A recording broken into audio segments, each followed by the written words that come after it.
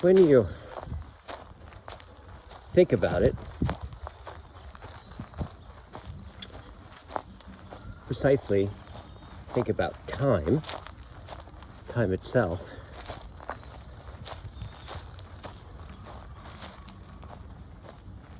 is the moment when you stop noticing or come to not notice that there is a way that you think about it.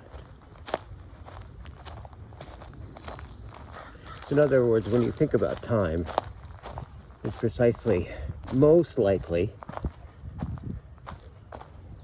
for you and I, the very forgetting of that there's a way we think about time. And how we don't think about time, right? How we, in some sense, forget time, is that it occurs obvious to us that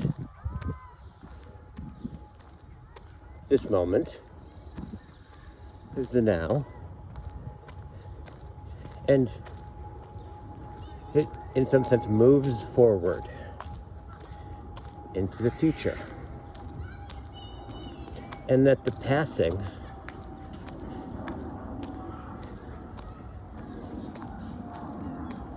of the things beside us, the trees beside us, go into the past.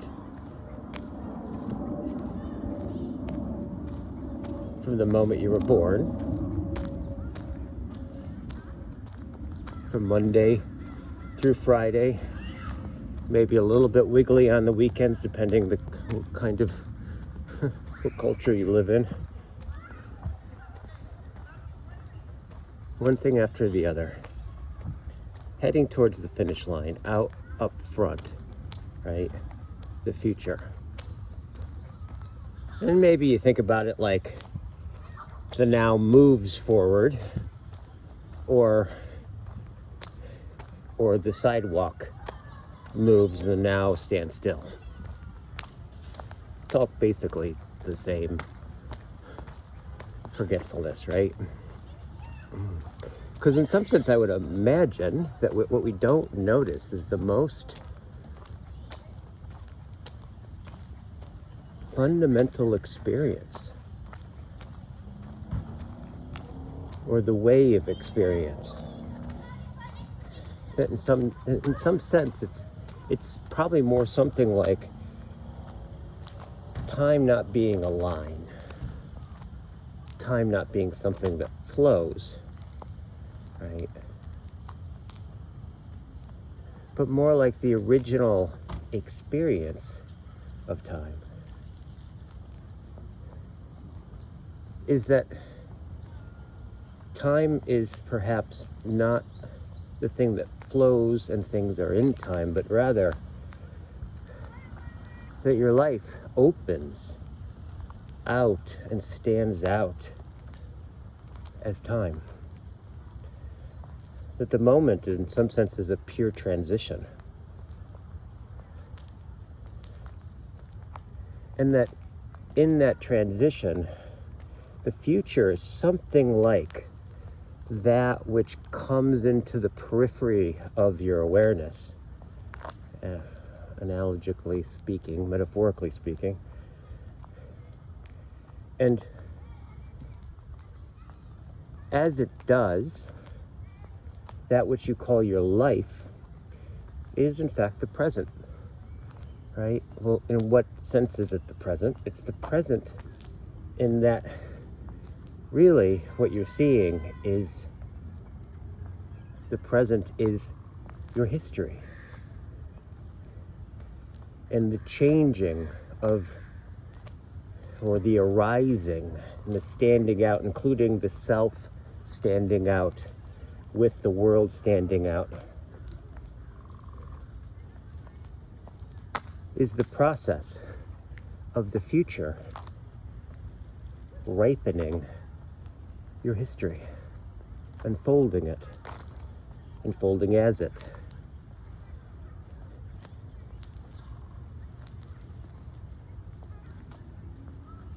That the sense in which as you walk forward in your life, this is what it's like.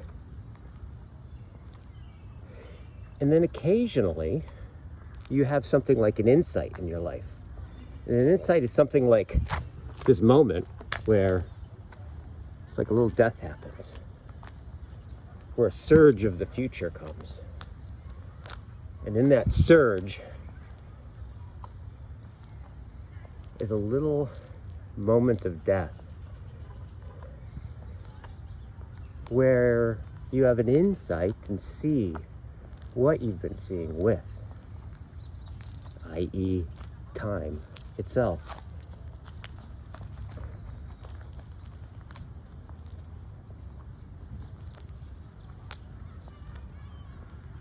And in an insight, when you see that which you see with, a little moment of the future pulsing, kind of like a surge.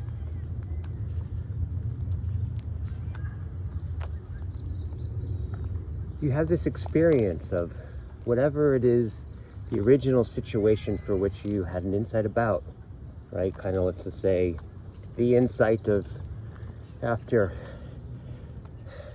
having your 25th divorce and you're in despair and you go to your friend and you have this conversation and somehow a miracle happens. Your friend says, well, what is the commonality of all those 25 marriages? And then all of a sudden it dawns on you, oh my God, it's me. I never thought about that. It may be me, maybe have something to do with the matter. And that's after you recover from that insight. Recovering is the beginning to sound out your whole history as you flash back to the first marriage and you hear what your first wife said and then the second one, and you start to see the invisible hand throughout it called you yourself.